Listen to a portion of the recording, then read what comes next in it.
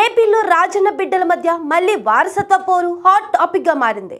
పోటాపోటీగా వైఎస్ఆర్ జయంతి వేడుకలు నిర్వహించనున్న జగన్ షర్మిల.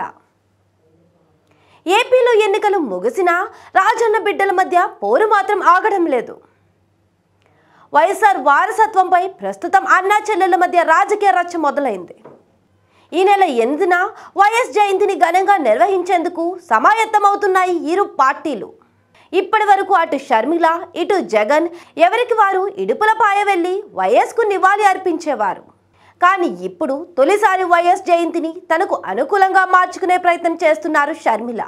మరోవైపు ఓటమి నైరాస్యంలో ఉన్న వైసీపీ సైతం ఈ విషయంలో తగ్గేదే లేదంటోంది. జూలై 8 దివంగత ముఖ్యమంత్రి వైఎస్ రాజశేఖర రెడ్డి 75వ జయంతి. సంక్షోభంలో ఉన్న కాంగ్రెస్ ను వరుసగా 2 సార్లు అధికారంలోకి తీసుకొచ్చిన వైఎస్ఆర్ తన సంక్షేమ పథకాలతో ప్రజల గుండెల్లో చెరగని ముద్ర వేశారు. ఆరోగ్యశ్రీ ఫీజు రియంబర్స్మెంట్, 108 వంటి సేవల పేరు చెబితే ముందుగా గుర్తుకు వచ్చేది వైఎస్ఆర్ఏ. దురదృష్టవశాత్తు ఉమ్మడి ఆంధ్రప్రదేశ్కు వరుసగా 2వ ముఖ్యమంత్రిగా బాధ్యతలు చేపట్టిన కొన్ని నెలలకే 2009 సెప్టెంబర్ 2న హెలికాప్టర్ ప్రమాదంలో వైఎస్ మరణించారు. వైఎస్ రాజశేఖర రెడ్డి వారసుడిగా రాజకీయాల్లోకి వచ్చిన జగన్ కాంగ్రెస్ తో విభేదించి ఆ పార్టీ నుంచి బయటకు వచ్చారు. అనంతరం తండ్రి పేరు కలిసొచ్చేలా వైఎస్ఆర్ కాంగ్రెస్ పార్టీని ఏర్పాటు చేశారు.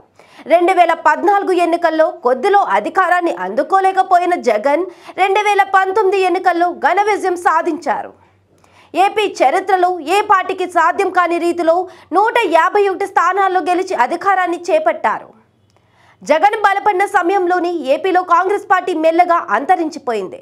కాంగ్రెస్ పార్టీ రాష్ట్రాన్ని విభజించిన తీరు నచ్చని ప్రజలు మెల్లగా వైఎస్ఆర్సీపీ వైపు మొగ్గారు. ఇప్పటికే జగన్ పార్టీకి ఉన్న ఓటు బ్యాంక్ కాంగ్రెస్ పార్టీదే. 151 మంది ఎమ్మెల్యేలు, 22 మంది ఎంపీలతో మొన్నటి వరకు బలంగా కనిపించిన జగన్ పార్టీ ఇప్పుడు బలహీనపడింది.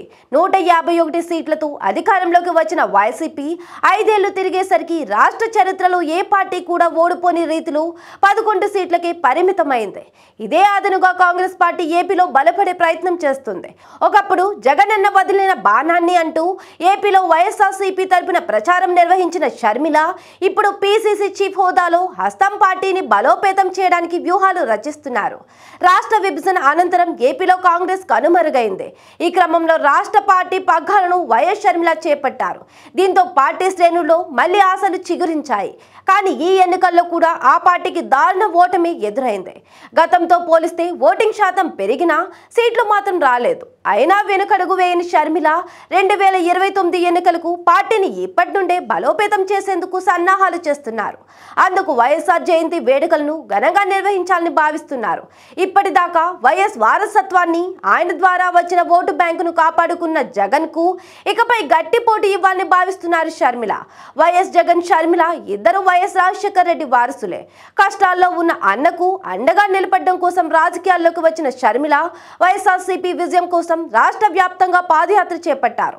అయితే అన్నతో దూరం పెరగడంతో కాంగ్రెస్ గూటికి చేరిన షర్మిల వైఎస్ తనయగా ఏపీలో కాంగ్రెస్ పార్టీకి పునర్వైభవం తెచ్చే బాధ్యతను తలకెత్తుకున్నారు.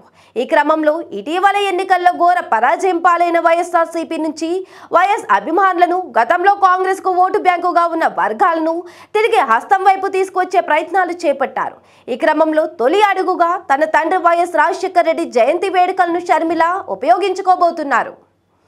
జూలై 8న విజయవాడలో వైఎస్ రాజశేఖర రెడ్డి 75వ జయంతి వేడుకలు నిర్వహిస్తున్నారు. ఈ వేడుకలకు హాజరు కావాలని కాంగ్రెస్ అగ్రనేతలతో పాటు Karnataka deputy CM DK Shivakumar, Telangana CM Revanth Reddy, ఉప ముఖ్యమంత్రి మల్లు భట్టి విక్రమార్క వంటి కీలక నేతలను స్వయంగా ఆహ్వానించారు షర్మిల.